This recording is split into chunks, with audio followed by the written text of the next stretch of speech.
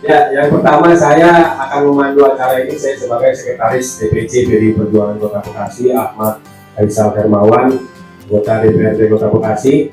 Samping saya kita sudah sama-sama tahu Ketua DPC PDI Perjuangan, Mas Tri Adianto, salah satu calon kuat Wali Kota Bekasi, Wali Kota Bekasi 2024-2029.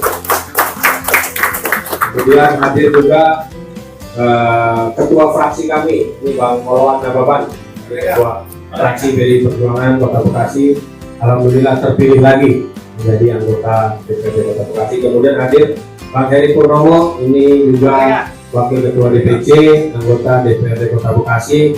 Insya Allah juga 2029 nanti terpilih lagi. Amin. Kemudian hadir juga ini Mbak Vio, ini Wakil Bendahara DPC PDI Perjuangan Kota Bekasi. Nah, dia yang menyiapkan acara kita siang hari ini, Bu Ketua. Kalau nggak ada dia, nggak ada makanan siang hari ini.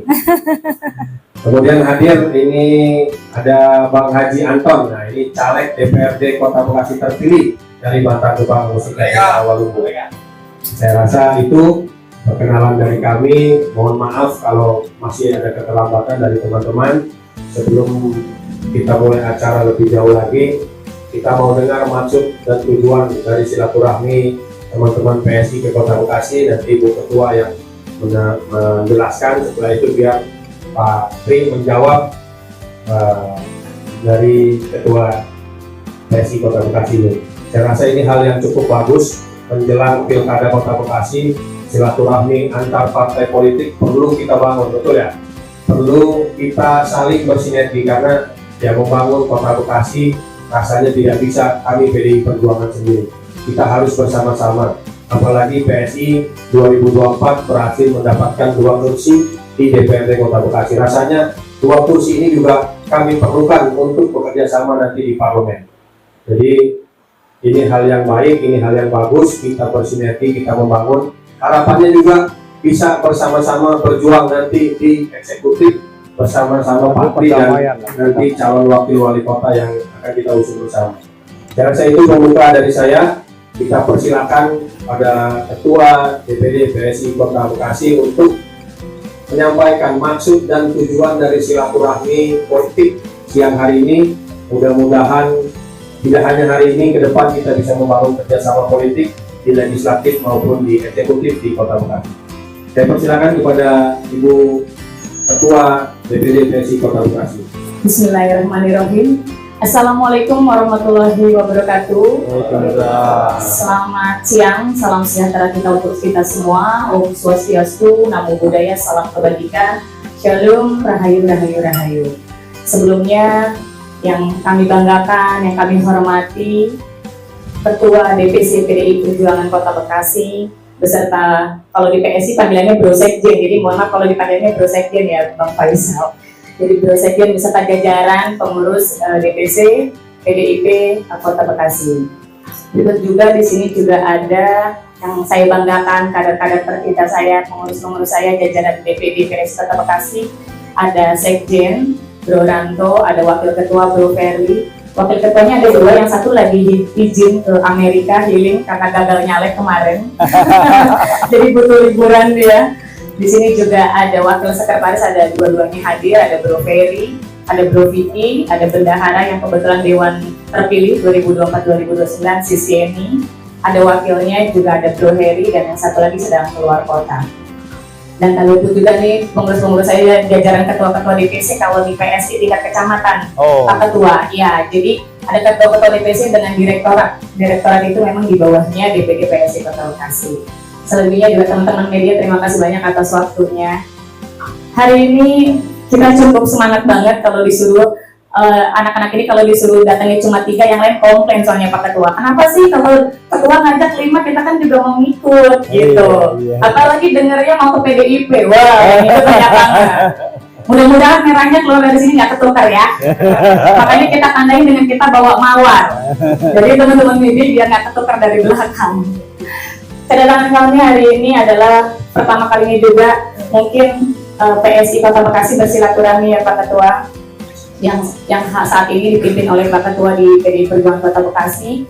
Silaturahmi ini membuat kami juga ingin mendekatkan bahwa politik itu supaya adalah romantis, cair, tidak seperti yang ada di luar sana isu-isu yang sedang beredar yang kurang baik. Jadi kehadiran PSI selain menjalin silaturahmi adalah untuk juga berkomunikasi secara politik menghadapi pilkada di 2024. Itu salah satunya. Yang kedua adalah PSI ini kan belum pernah kenal secara dekat ya. Bakal calon wali kota Bekasi ini 2024-2029 dari PDI Perjuangan Kota Bekasi. Jadi biar kader-kader kami PSI juga mengetahui nih calon Pak Walinya seperti apa. Padahal mereka tahu Pak Wali Kota itu dari sebelum wakil wali kota dan saat ini juga ingin mencalonkan, ini berarti baru perdananya ya Pak Wali ya. Mudah-mudahan nanti ke depan di 2024-2029 dilancarkan hajarnya. Dan yang terakhir adalah tujuan PSI ke PDI Perjuangan sendiri bahwa kami ini anak-anak muda juga ingin banyak belajar oleh teman-teman senior politik di Kota Bekasi. Salah satunya adalah PDI Perjuangan ini adalah partai sejarah nih ya, partai lama juga gitu ya. Jadi kita juga banyak belajar untuk dinamika perpolitikan khususnya di Kota Bekasi. Mudah-mudahan dari Pak Ketua dan jajaran berkenan menerima kami, masih yang bocil-bocil Pak Ketua, tapi bocil-bocil insya Allah bisa juga nanti membangun Kota Bekasi jika kelak nanti memang tujuannya adalah sama. Harapannya juga kita ke depan mempunyai visi dan misi yang sama Pak Ketua. Saya mau bikin pantun tapi baru mikirnya 1 detik nih Pak Ketua ya. Tapi nggak apa-apa lah ya, kalau salah-salah dikit mohon dimaafkan. Namanya juga baru mikir barusan. Kayaknya kalau bikin pantun buat Pak Ketua lucu nggak ya? Gitu. Saya coba dulu ya. Saya coba gini. Berangkat ke kantor pakai dasi. Ketemu orang di jalan bak seperti artis. Semoga PDI Perjuangan dengan PSI kedepannya selalu mesra dan romantis. Terima kasih, saya Ketua Wakil Taufiq Hidayah. Wassalamualaikum warahmatullahi wabarakatuh. Udah dikasih bunga, pantunnya romantis ya. Terima kasih Bu Ketua, Bu Tanti ya, Tanti Herawati atas sambutannya. Tentunya kami menyambut baik, bukan karena kami lebih pengalaman, tapi karena ya memang si komunikasi politik dengan yang baru atau dengan yang lama harus memang terus kami bangun. Persoalan berguru ya nanti juga akan pintar dengan sendirinya PSI. Kira-kira begitu. Ya, sama-sama kita ketahui memang hari ini Ketua DPC PDI Perjuangan Mas Tri salah satu kandidat calon wali kota Bekasi. Yang alhamdulillah juga memang beberapa lembaga survei beliau menempatkan dirinya teratas dibanding calon-calon yang lain. Nah, insya Allah kalau PSI mau bergerak bersama-sama dengan kami PDI Perjuangan, insya Allah surveinya, elektabilitasnya mungkin bisa lebih tinggi lagi dari hari ini. Jadi,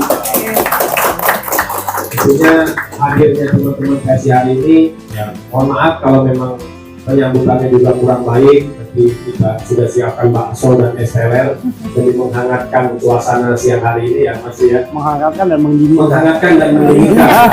Ada teman-teman juga, mohon maaf kalau tadi belum sempat saya sapa. Nanti kita duduk bareng, kita ngumpul bareng, insya Allah pertemuan siang hari ini membawa berkah buat kita semua. Jadi sudah disampaikan maksud dan tujuan dari teman-teman PSI. Nanti kita dengarkan Mas Tri menjawab apa yang sudah disampaikan oleh Ibu Ketua kita. Saya persilakan kepada Mas Tri Adianto, Ketua DPC PDI Perjuangan Kota Bekasi. Terkait dengan bagaimana membangun kota ini. Bahwa membangun kota ini nggak bisa cuma PDI Perjuangan saja. Tentunya itu tadi, kalau PSI ikut, ya kemudian juga Golkar ikut, seluruh partai ikut berdampingan, insya Allah. Karena kuncinya adalah gotong royong. Kuncinya adalah kebersamaan. Dan saya juga mohon maaf secara terbuka, ya karena saya baru kemarin ya ngobrol banyak dengan Mbak Sis Tanti, ya Sis Hera, ya bagaimana ternyata perjuangan PSI sudah dilakukan sebelumnya 5 tahun yang lalu pada tahun 2018 mengantarkan Mas Tri Adianto dan Bang Pepe. Ya, jadi mohon maaf kalau kemudian kemarin sempat tidak tercawe-cawe dan kemudian nggak sempat dicolek-colek ya, tapi insya Allah satu komitmen adalah bagaimana membangun ini adalah dengan kebersamaan. Jadi hari ini tentunya saya mengucapkan terima kasih ya, penghargaan yang luar biasa bahwa ada satu silaturahmi dan insya Allah ya bahwa bukan hanya hari ini ya, tetapi kemudian terus berlanjut ya 5 tahun, 10 tahun, dan kemudian sampai bangsa ini mewujudkan apa yang menjadi cita-citanya sebagaimana yang termaktub dalam pembukaan Undang-Undang Dasar 1945. Sama sebetulnya apa yang diharapkan nasional juga apa yang kemudian diharapkan oleh Kota Bekasi. Karena Bekasi tidak akan mungkin lepas dari kemudian kepemimpinan secara nasional. Kita mengenal yang namanya RPJMD, ya, rencana pembangunan jangka panjang yang kemudian menjadi itu tadi. Kemudian nanti akan ditetapkan melalui proses undang-undang. Sehingga apapun yang kemudian menjadi keputusan nasional harus kemudian daerah adalah menjadi sinergis, selaras. Ya, sehingga itu tadi satu proses pembangunan akan kemudian berkelanjutan. Ya, makanya itu tadi. Kalau kemudian kita tidak hanya bicara terkait dengan politik, tetapi juga terkait dengan eksekutif. Karena itu tadi bareng-bareng. Ya, buah pikir, buah ide, apalagi tadi. Ya, anak-anak muda kan itu tadi kreativitasnya luar biasa.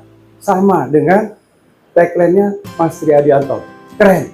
Kerennya apa? Kreatif, energik, responsif, empati. Dan yang paling penting adalah kita selalu berbuat nyata, bukan kemudian janji-janji yang pada akhirnya tidak bisa kita wujudkan apa yang kemudian sudah menjadi komitmen bersama. Jadi saya kira itu si Sera, ya, mudah-mudahan apa yang menjadi harapan.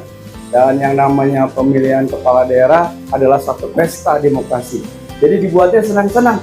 Jangan ada nanti kita bikin berita hoax. Jangan kemudian kita mendiskreditkan, ya, karena semua adalah saudara kita semua. Ya, yang memiliki, ya, itu tadi sama. Tetapi tentunya itu tadi yang membedakan adalah bagaimana strategi, bagaimana pemahaman terkait dengan persoalan yang kita hadapi di Kota Bekasi. Persoalan sampah, persoalan lingkungan hidup, persoalan pembangunan berkelanjutan, persoalan air bersih, persoalan air kotor, dan persoalan bagaimana sistem transportasi yang hari ini yang luar biasa perkembangannya terkait dengan kota yang kita cintai. Demikian yang bisa saya sampaikan. Sekali lagi terima kasih, ya. Jalan-jalan ke Purwokerto, jangan lupa makan durian. Mari bersama Triadianto kita wujudkan Bekasi keren. Kalau udah saling berbalas pantun biasanya cukup. Terima kasih Mas Triadianto. Dari sambutannya, intinya bahwa kami PDI Perjuangan membuka seluas-luasnya untuk bekerjasama dengan PSI Kota Bekasi dalam legislatif maupun dalam eksekutif. Tadi Ketua nanya Pak ke saya, memang Mas Tri rekomendasinya sudah turun apa belum? Tanya saja langsung ke Mas Tri. Cuman kalau kami sih punya keyakinan bahwa Ketua DPC kami yang akan direkom, karena beberapa lembaga survei juga menempatkan beliau sebagai calon wali kota Bekasi yang tinggi elektabilitasnya maupun popularitasnya. Jadi saya bilang tanya saja langsung nanti kalau sudah hadir. Nah, mungkin dalam kesempatan ini juga teman-teman PSI atau teman-teman PDI Perjuangan ada yang ingin menyampaikan sesuatu atau Bu Ketua masih kurang tadi ada yang ingin disampaikan kepada kami sebelum kita lanjut ramah-tamah makan siang.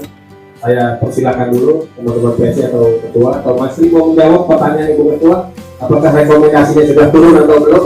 Saya tidak bisa jawab. Kalau saya jawab saya melangkahi Ketua DPC. Meskipun sih sudah tahu juga sebenarnya. Silakan Mas Tri atau Bu Ketua.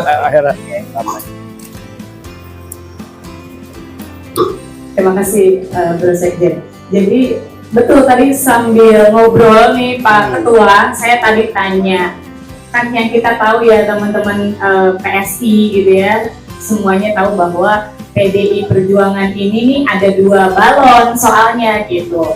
Kalau perempuan, namanya Ketua PSI-nya perempuan nih Pak Ketua. Jadi kita berpikir, oh ada 2 nih. Kalau kita mau mendukung kan nggak mungkin dua-duanya ya, gitu. Pasti kan harus salah satu. Masa sih menjalin cinta harus 2 hati kan nggak mungkin, gitu ya. Nah kalau dijawab Pak Ketua kira-kira apa nih mau dibuka atau nggak dibuka juga itu menjadi sebuah privasinya Ketua PDI Perjuangan ya. Teman namanya orang penasaran ya, gitu. Apakah rekom yang keluar atau mungkin baru surat tugas gitu ya, minimal ada spill-spillnya dikit lah ya Pak Ketua ya, atau masih mau dirahasiakan juga nggak ada masalah juga.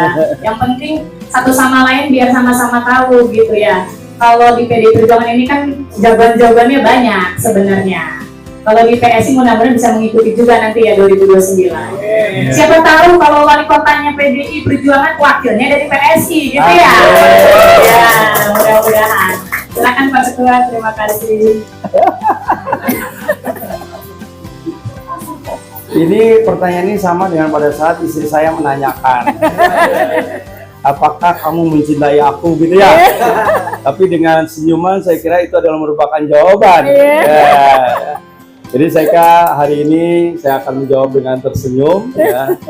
Dan selanjutnya adalah nanti kita berproses ya, karena memang prosesnya itu harus kemudian juga melibatkan DPD provinsi. Jadi saya kira kita tunggu jadwalnya ya, jadi nanti kapan kemudian proses itu terus berjalan ya. Tapi insya Allah jawabannya mungkin kira-kira sama lah ya pada saat istri saya bahwa dia menanyakan saya cinta pada dia, tapi saya tidak menjawab, tapi saya memberikan senyum. Terima kasih ya. Zaman harus begitu. Iya. Jadi tadi sudah dikasih kisi-kisinya. Memang kalau politisi ini nggak boleh dijawab secara lugas, nggak boleh dijawab secara tegas. Biar penasaran ya nggak? Yang pasti tunggu aja dalam waktu 3-2 hari ini ya akan ada hal yang menggembirakan bagi kita semua. Amin. Dan hari ini memang kalau kota kita bicara mengenai daya tampung kapasitas yang ada, ini adalah memang Kota Bekasi itu kalau SMP-nya hanya sekitar 30%. Daya tampung kematian skala negeri itu 20%. Makanya kemarin sudah kita inisiasi bagaimana kalau kemudian anak bangsa yang hari ini tidak bisa masuk ke sekolah swasta. Makanya ada anggaran yang kemudian baru tahun lalu kita berikan itu adalah kita siapkan anggaran 5 miliar. Supaya apa? Supaya kalau dia tidak bisa masuk ke sekolah swasta, uang bangkunya itu, uang masuknya itu adalah ditanggung oleh pemerintah Kota Bekasi. Dan kemudian swasta pun sudah kita berikan dana BOS 25.000 per anak itu juga kepada sekolah swasta. Ya, jadi harusnya sekolah swasta itu sudah dapat 25.000 dari kita, kemudian dapat dari pusat sekitar 100.000 kalau nggak salah. Ya, jadi itu saya kira supaya apa? Supaya sama-sama bahwa sekolah swasta itu juga cukup maju. Nah, persoalan yang lebih besar lagi adalah bahwa sekolah negeri itu hari ini juga kelangkaan terkait dengan tenaga pengajar. Makanya ada ada terobosan yang dilakukan oleh pemerintah Kota Bekasi adalah kita bekerjasama MOU dengan fakultas-fakultas universitas yang memiliki kependidikan. Ya, karena mereka sekarang kan ada yang namanya kurikulum merdeka ya, sehingga 2 tahun mereka bisa bekerja di luar, tidak di dalam kampus. Nah, mahasiswa-mahasiswanya yang kemudian kita berdayakan untuk membantu ya warga masyarakat. Karena memang begitu kompleksnya persoalan yang kita hadapi, karena itu tadi dengan 2,4 juta jiwa ya, dan kemudian hari ini berkembang transportasi yang sangat mudah.